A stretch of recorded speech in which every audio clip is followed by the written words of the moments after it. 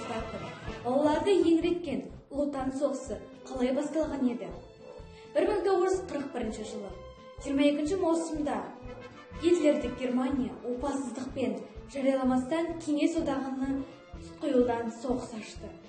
Жеңіс, оны сан миллиондаған адамдар минуттап, сағаттап, сарыла күтпемес пе? Ақыры олардың үміті мен сенімі аяқталды, тілектері орындалды. Бірақ сол жеңіс оңайлықпен келген жоқ. Жеңіс жолында отан үшін от кешіп, миллиондаған асыл азаматтар мерт болды. Жаумен жан аямай шайқасып, ерліктің ерен үлгілерін көрсетті. Ана жарын жоғалтып жесір, бала әкесінен анасынан айырылып жетім атанды. Фашистердің тұтқын лагерінде қаншама ана мен бала айуандықпен азаптап өлтірілді. Аңқылда қалған қарттар, аналар мен бесіктен деген шықпаған балалар соғыстың қайғы қасіретін арқалай жүріп, бірде аш, бірде тоқ тынбай жұмыс істеді. Бірақ ешкімнің сабы сынбады. Өздеріңізге белгілі 1941 жылы 22 маусым күні таң шапағы жаңа ғана арайланып келе жатқан кезде елімізге қауіп төнді. Халқымыз адам айтқысыз қиын қыстау кезеңіне душар болды. Фашистік Германия елімізге опасыздықпен Совет одағының шекарасын бұзып басып кірді. Бұлт түнеріп аспаннан тұтқиылдан жау тиіп, талай көзден жас тамған қырғын соғыс басталды. Небір сын сәттерде отан үшін отқа кеудесін тосқан қазақ халқының батыр қыздары мен ұлдары да болды. Соның ішінде Кеңес одағының батыр қыздары, шығыстың қылышшылары Әлия Молдағұлова мен Мәншүк Мәметова туған жерді қасиет тұтып, отанын қорғауда үлкен ерлік көрсетті. Олардың ерлік істерін ешкімде ешқашанда ұмытпауы тиіс. Отан қорғау соғысына бүкіл жас та еңкейген кәрі де өлімдеген қазақтың қыздары да қатысты. Солардың бірі Мәншүк Мәметова. Мен көрдім пилоткалы қазақ қызын, қолында пулеметі Максимоның, бойында күш жігері тасқан оның, ерлермен тізе қосып шабуылда, оғымен қырғын майдан ашты жолын. Жан пида етіп халқың ау, айнымай ата салтыңнан, қыршында кетті Мәншүгім, жете алмай туған аулына. Жайықтың суын кім ішер, ордаға енді кім келер? Жар сүйіп бала көрмеген, ернінен оның кім сүйер? Құмырың көкте жапырақ, өмірің өттау жарқырап, қойнында қалды сүйегің, бұйырмай содан топырақ. Ашығып талған өзегі, жаманды жүрек сезеді. Айырылдық біз Мәншүктен, келмесе де кезегі. Қара бір тауда қамал бар, биік бір тауда самал бар. Айналайын халқым ау, Алланың ісіне не амал бар? Әлия мен Мәншүк халық үшін егіз есім бір ұғым. Мәншүк пен Әлия байтақ елдің бостандығы үшін шыбын жанын пида етті. Ал тарих оларға өз төрінен орын берді. Әлия мен Мәншүк есімі мәңгі жадымызда. Олардың бейнесі, ерлігі келесі жылдарға, ғасырларға бізбен бірге. Әлия мен Мәншүк есімдерін қастерлеуге де ұлықтауға да лайық.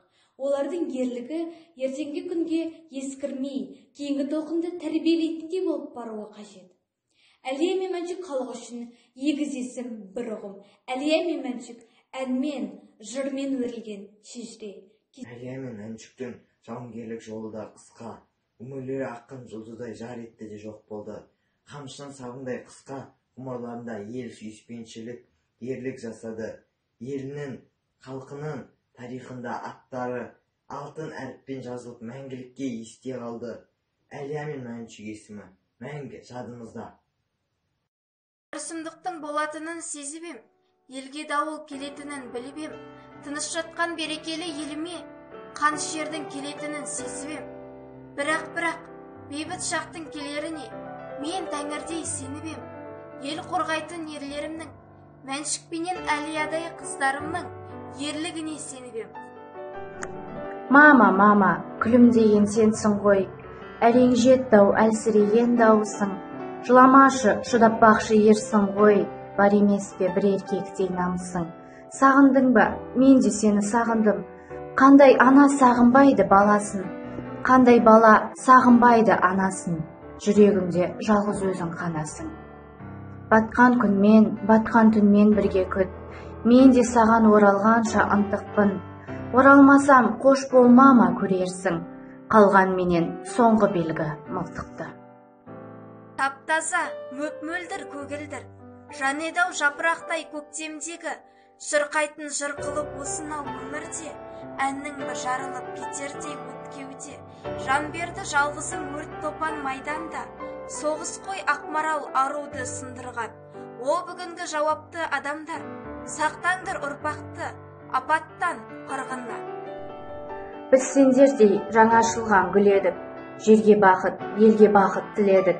Отан ана отқа күйіп жатқанда, біздер медік үй бағатын түрөлік. Отан ана жылағанда шерленіп, тапжылмастан шөгеде екен жерге бол, қара бұлтты қақ жарамыз дедікте, қолымызға қару алдық ерленіп. Қыздың жанын біз білмесек кім білер, көктем келсе құлпырмай ма мұңлы жер.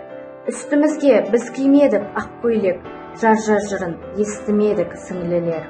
Күліп қарсап бал бақыттың ақ таңын, айтпадық біз махаббаттың тәттәнін. Бізге жылы хат жазатын жігіттер қаныменен қарға жазды хаттарын. Отан деген сөз көкейде жатталып, зор айқасқа кеттік біздер аттанып. Біз сендердей қыдырмадық кешқұрым, біз сендердей арман гүлін таппадық. Қатар тұрмыз, қатар жүріп келеміз, қатар жүріп қырдан гүлдер тереміз. Біздер өлдік, өлмесін деп басқалар, бізді қайта туды отан елегіз. Жетсек деген арманымыз көп еді, айтылған жоқ махаббаттың өлеңі. Біздің туған күнімізбен құттықтап, ешкім бізге жыр ұсынған жоқ еді. Бірақ ерте, тым ертерек жандық біз, жанарлардан мөлдір жас боп тамдық біз. Қолымыздан осы болды келгені, бізде ерте солмау үшін басқа қыз. Олар өлді, тек аспан сау болсын деп. Олар өлді, туған жер бар болсын деп. Олар өлді, ақ арман сөнбесін деп. Олар өлді, өзгелер өлмесін деп. Дәл осынау жадыраңқы жай күні, болса дағы қай ғасырдың қай жылы, ұлы отаным басын иіп бір минут есіне алайық сол бір апат қайғыны. Ешкімде ұмытылмайды, еш нәрседе ұмыт қалмайды.